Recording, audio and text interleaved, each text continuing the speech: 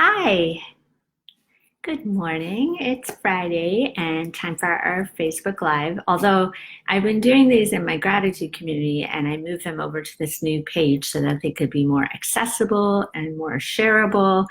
And I'm hoping some of my peeps from the gratitude community will have made it over here because we've been having some fun on our Facebook Lives together.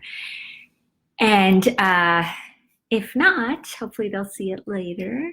And hopefully some more of you who I haven't seen will be over here. So just so you know, my name is Tanmeet Sethi, and I'm an integrative doc and writer and speaker and mama. And mostly I am passionate about how we find true joy in our lives. And I really want to help others do that as well. So today on our Facebook Live, I thought we'd just go a little bit deeper into the concept I presented in the blog this week about unconditional hope. So if you haven't read that, I'll put a link down below and you can read that later as well. And if you've read it, you'll know what I'm talking about. So I actually, I keep saying I'm trying to coin this phrase because it's just a joke because there's all these medical terms named after people and I figured, I could make a phrase too. So I really, in all seriousness though, this phrase has really been helping me. And so as you can imagine, it's based a little bit on unconditional love, which we all are familiar with, or at least use the term or hear it a lot. And if you really think about what unconditional love means, it means loving without limitation, without condition, right? And without any thought of what you'll get out of it. It's a difficult concept, something that most people ascribe to being only really possible with their children or family members that they love, although family can be harder. And so unconditional love is that's what that means. And what I'm saying is that I'm not sure why we can't have unconditional hope. So I really, you probably hear this too, but I hear it a lot. I hear friends and I've heard myself say this to a lot. I don't want to get my hopes up. And, it's never really sat right with me. And in the blog I shared, either in the blog or the email that I sent out with it, I shared how in medical school, hope was really, I felt like suppressed for me because I was always taught to not give patients false hope. So, don't make them think they have more chance than they do. Be really straight with them. Give them the diagnosis as it is. Don't sugarcoat it, as they say. And I get that to an extent. I mean, I'm still really clear with people about the diagnosis, and I'm really clear about situations in my own life and for others. But I don't really see why we have to not have hope. I mean, there's always a reason to have hope, right? And I just don't see why it has to be gone. And I mentioned in the blog about a mentor telling me that hope is never false.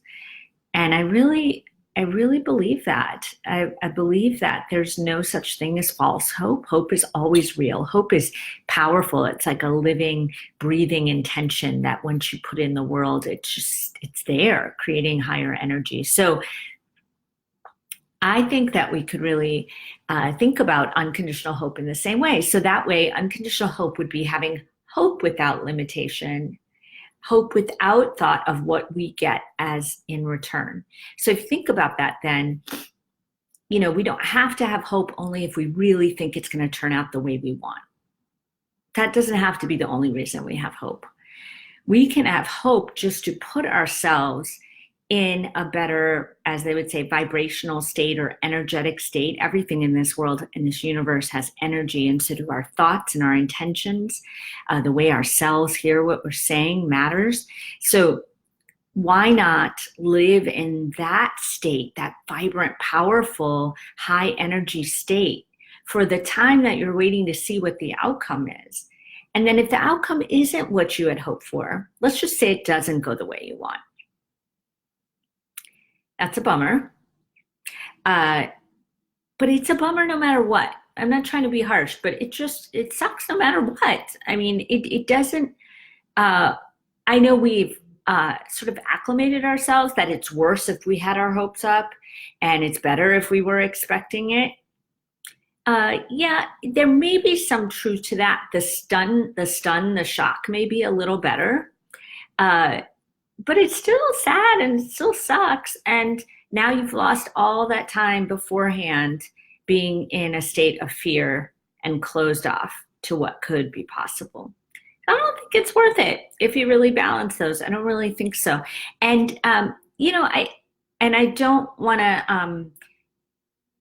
to always say that it's based on personal life, because it isn't always. It's also based on what I do with my patients and so forth. But I have this experience with my own son, so who has a disease that's fatal, that's not going to get better, that for all intents and purposes has been spelled out to me as doom.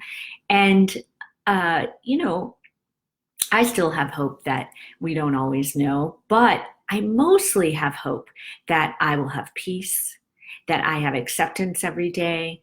I have hope that he has a high quality life. I have hope that others see the value in him. I have hope that I can learn to find joy no matter what. I have hope that my children see the beauty around them. I have hope that people see his beauty. I mean, I could go on, but hope is never false. And to just narrow-mindedly put hope into this narrow container of hope is based only on the outcome being okay, we're shortchanging ourselves. I'm telling you right now, that is no way to live. And so if we go back to that definition of hope being unconditional, hi Cheryl, being unconditional, like unconditional love, then you really see how it can be changed. Hope can be unconditional. It can have no limitations. It can be not dependent on the outcome. It can be there just to put us in a higher vibrational state and to allow us. I mean, imagine up until you find out, if it's such a situation where I gave the example in my blog of a friend who was hoping for a school choice for her child. And let's say up until that time where they learn about the outcome, if they are in a let's not get our hopes up state, think about all the ways that how they're living their life changes, because you're suppressing that intention and suppressing that possibility of powerful, higher energy vibration state, right? And versus, I'm going to have unconditional hope. I'm going to say hope has no condition. It has no condition on what happens next, and it has no condition on anything that happens. The only thing that unconditional hope asks for is that I put my heart out into the world and I give myself to this day right now in a hopeful way. Now, I know that can sound tough, and it can sound, I have people tell me that sounds scary and it sounds hard to do, but I think it's hard to live in an unhopeful state. I mean, I think that sounds really hard. And, the political times right now, the state of the world is really tough for a lot of us. Either no matter how you feel it's tough, whether you're on one side or the other, it's tough and it's very divided. And some days, I think, I don't know, do I have hope still? And then I have to I've been using this, I have to pivot and say, I can have hope no matter what. Hope is not conditional. Hope is not dependent. Hope is not limited. I can have hope.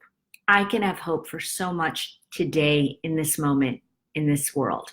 And so even then, that's another way to do it, is to just kind of say, if you can't have hope for a large situation, for something for your child, an outcome that you're waiting for a school, for the state of the world, for anything, for a health outcome, if you can't have hope for that because it feels so big and it feels so overwhelming, then bring your focus of hope into this moment. Can I have hope right now?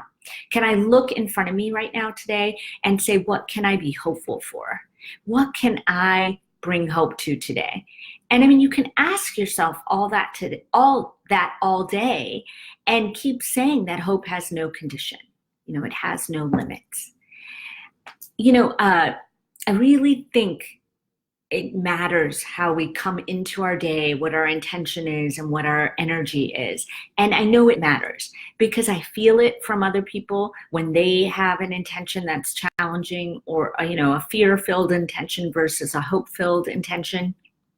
And I just wanted to share with you, there was a study done about tea ceremonies, which I think is really amazing. And so they took oolong tea, but they took Buddhist monks and had them bless some tea and not bless other tea, and put in blessing of hope and intention and love into this tea as they were making it. And they didn't do it to the other tea. And they had people drink the tea, and the people who drank the treated tea, their mood was better. And if you believed you drank the treated tea, that helped. But it didn't help as much as if you believed you drank the treated tea and you drank the actual treated tea. So what I'm saying is our belief matters, but then the intention that we bring to ourselves and the intentions we're given matter, right? So imagine my friend and her child and waiting for the school choice, right? Imagine if my friend has this unconditional hope, what energy and intention she's bringing to her child every day. Imagine that, and how that's different than a fear-filled, suppressed, closed-off belief. It makes a difference. And so try it out. Don't believe me, just try it out. But I think it's huge. And I just think that I'm revamping my idea of hope. I had it squashed out of me in medical school that the hope could be false. And now I'm turning that around, and I'm saying, no, hope is not false. Hope is not conditional. Hope is not limited. Today, I'm going to have hope without any limits, without any condition. No matter what may come my way, I can stay hopeful about something, about this, about that, and you can do it too. I believe it. So take that into your day and think about it. Really, really let it sit and land in your heart, and think about how that can change your outlook, your perspective, and let me know how it goes. I'd love to hear from you, and I'll post that blog post at the bottom, and I'd love to hear from you anytime. Okay, hope you have a wonderful Friday. Where I'm living, we're expecting a huge snowstorm. They're preparing for the worst. We don't really get snowstorms. So I'm having unconditional hope that no matter what snow comes, that we'll all be okay, and that we can find some enjoyment and peace in the chaos of what is coming today. Okay? All right. Have a wonderful day.